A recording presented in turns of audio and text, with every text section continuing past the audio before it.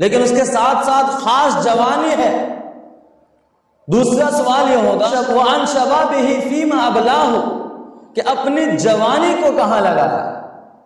جوانی ایک گویا کہ اس سے اشارہ ملا نا کہ عمر کے اندر جوانی بھی آ گئی، لیکن اس کے باوجود جوانی کو الگ کر کے بتلایا۔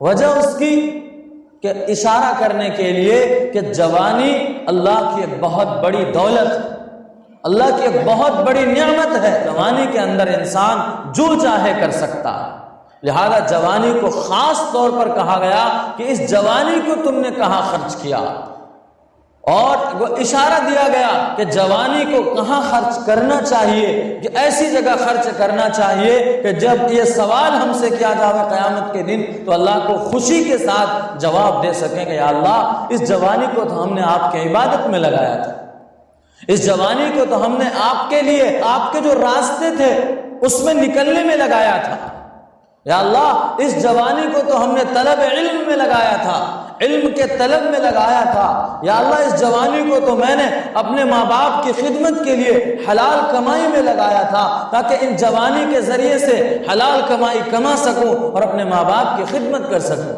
الغرض میرے بزرگوں کئی جوابات بن سکتے ہیں، لیکن یہی ہے، شرط یہ ہے کہ ہم وہ چیزیں پہلے سے تیار کر لیں کہ ہم اللہ کو جواب دے سکیں کہ ہم نے اپنی جوانی کہاں خرچ کی۔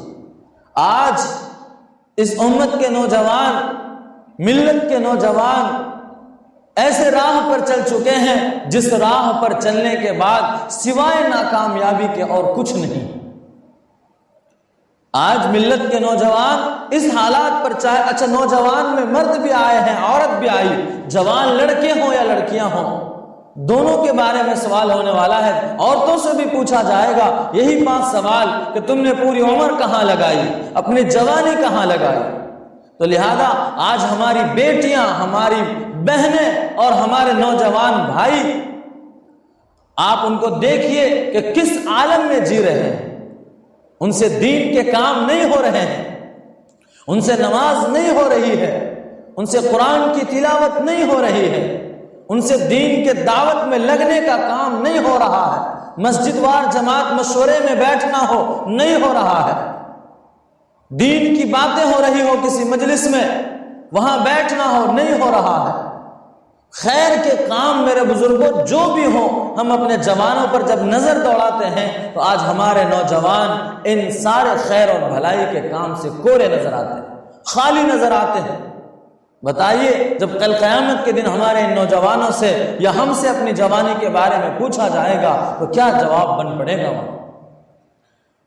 یہی ہم اپنے مقابلے میں اپنے صحابہ کرام کو دیکھیں جو ہم سے بڑے تھے، جو ہمارے نبی کے عاشق تھے، ہمارے نبی کے صحبت یافتہ تھے۔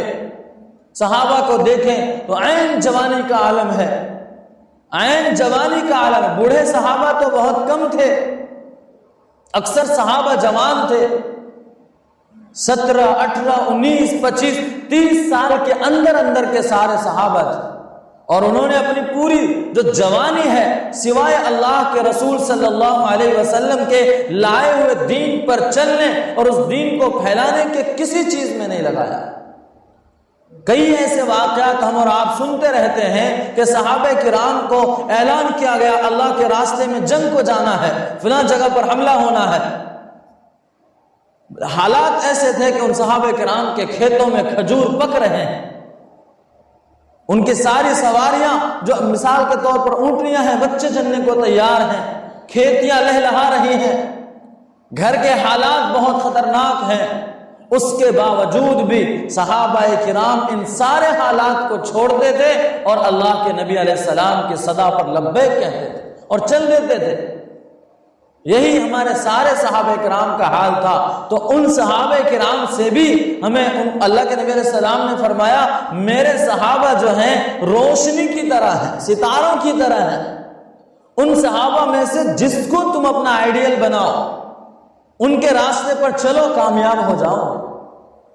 جتنے صحابہ ہیں 1,24,000 سے زیادہ صحابہ کرام تھے جو عرفات کے میدان میں اللہ کے نبی علیہ الصلوۃ والسلام کا خطبہ سن رہے تھے۔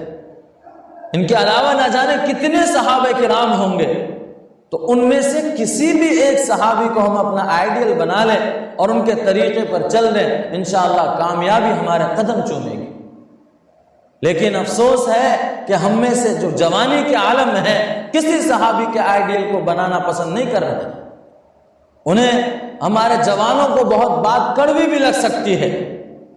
آج کے جو لوگ ہیں ناچنے والے ہیں، گانے والے ہیں، جن کی راتیں شراب کی پارٹیوں میں گزرتی ہیں، غلط کاریوں میں گزرتی ہیں، ہمارے نوجوان افسوس صد افسوس ان کو اپنا آئیڈیل بناتے ہیں۔ ہمارے نوجوانوں کی شکل دیکھیے، ہمارے نوجوانوں کے چہرے کی داڑھی کی حالت کو دیکھیے، کیا حال ہے۔ ہمارے نوجوانوں کے پینٹ اور پاجامہ دیکھیے، ہمارے نوجوانوں کے سر دیکھیے، ہمارے نوجوانوں کے کپڑے دیکھیے، ہر چیز میں ایک بھی نوجوان ایسے شاید نظر آ جائے۔ آج افسوس بہت زیادہ ہوتا ہے میرے بزرگوں، بڑا درد اور تکلیف ہوتی ہے کہ کوئی بھی نوجوان ایسا نظر نہیں آتا کہ جن کے دل میں اپنے صحابہ کی محبت ہو، اپنے نبی کی محبت ہو۔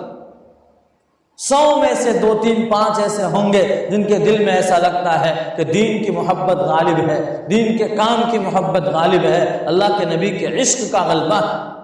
ورنہ 90% 95% ایسے نوجوان ہیں آج جن کو سوائے ان ناچنے گانے والوں کے دوسرے کوئی اچھے نہیں لگتے۔ ان کے بال یہودیوں جیسے، ناچنے گانے والوں جیسے۔